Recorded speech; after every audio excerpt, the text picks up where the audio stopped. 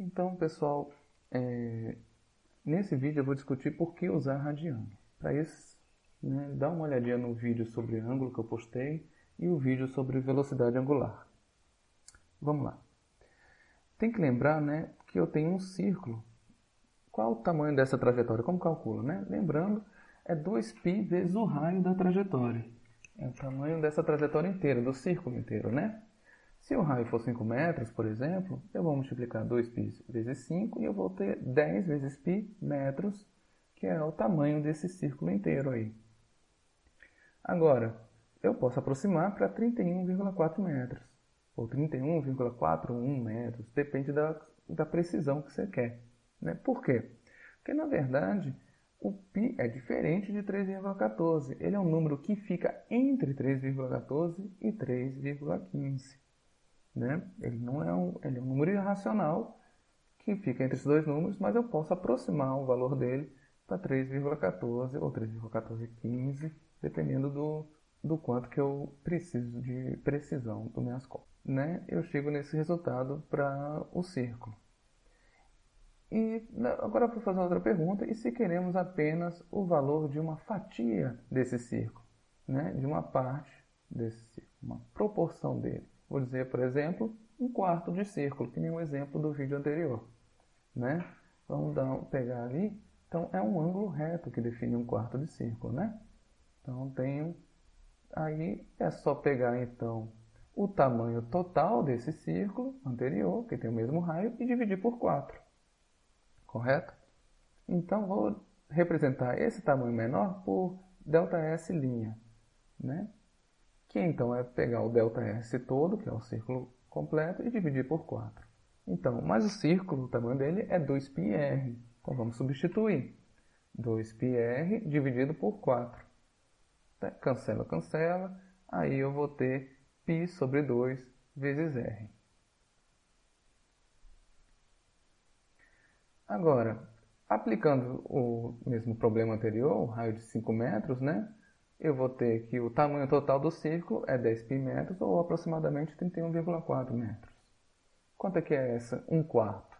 É só dividir por 4 esses valores, Então vamos lá.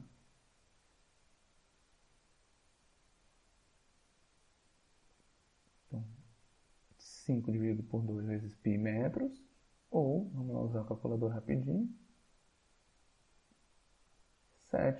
aproximadamente 7,85 metros. Tá? Então, essa aproximação da aproximação também. E agora, e se eu, na verdade, tiver 30 graus? Eu não te dei a proporção, não falei quanto é que ela é. Eu te dei um ângulo em graus desse arco aí, do tamanho desse pedaço que corresponderia do círculo. O tamanho dele é em metros. O grau diz a parte do círculo que ele corresponde. Certo? Então, a gente faz uma regra de 3. Essa partezinha está para 30 graus, assim como o círculo inteiro está para 360.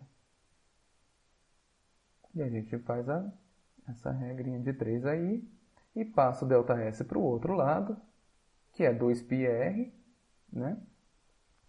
Então, dividindo 30 por 360 vai dar 1 sobre 12, Passa o ΔS para o outro lado, e a gente vai ter o resultado, π sobre 6 vezes r. Tá certo? E a gente pode usar o raio de 5 metros. Qual seria o resultado? Deixa para vocês calcularem, tá bom?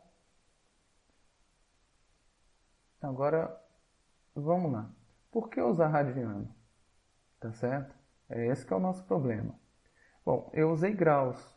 E através dos graus eu tive a proporção do círculo. Não precisei escrever ela ali direto. Tá certo?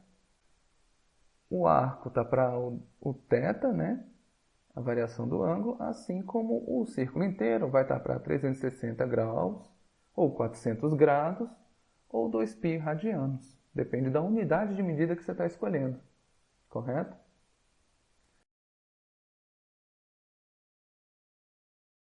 Se for graus, a conta fica até interessante, olha só. De novo, você vai ter o θ, o tamanho, o ângulo do arco dividido por 360, vezes o círculo inteiro, que é o 2πr. Cancela ali, eu vou ter π sobre 180 vezes o Δθ vezes o r. Eu coloquei um pouquinho diferente ali, mas é o mesmo resultado, né? Δθ vezes π sobre 180 graus vezes r. E se for radianos, como é que vai ficar?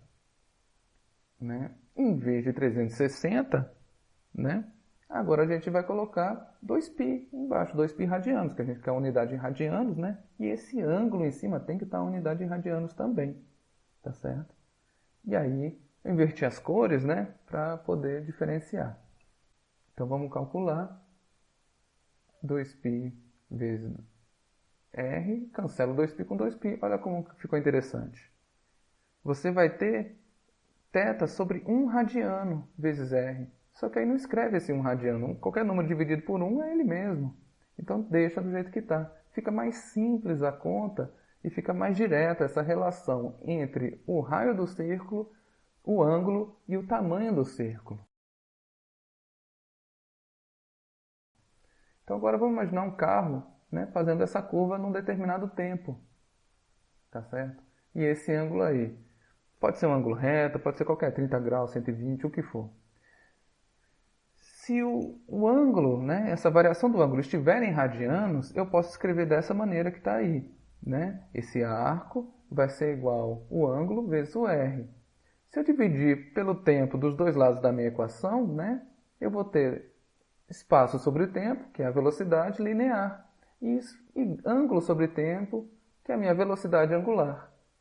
Então aqui eu acabei de encontrar uma relação entre a velocidade tangencial do meu objeto, que é metro por segundo, quilômetro por hora, e a velocidade angular, que é grau por segundo ou radiano por segundo. Nesse caso aí não, nesse caso tem que ser radiano por segundo, porque eu usei a fórmula lá anterior do radiano por segundo, tá certo? Como é que seria em graus? Seria dessa forma aqui, seria o π sobre 180, que sobrou naquela continha, em graus aí, só que é graus por segundo agora a velocidade angular. Teria que fazer essa multiplicação aí. Só que ninguém usa, certo? Isso aí não é comum de usar. A fórmula que o pessoal costuma usar é aquela ali, tá certo? Se você quiser fazer a transformação, faz antes. Bom, é isso. O curioso é que muita gente diz que não existe unidade de medida, que radiano não é uma unidade de medida. Isso não está correto. É uma unidade de medida, sim, de ângulo, correto? A questão é que a gente não bota na equação porque fica só um rádio ali embaixo. Então, as coisas já se cancelam antes e tudo fica tranquilo.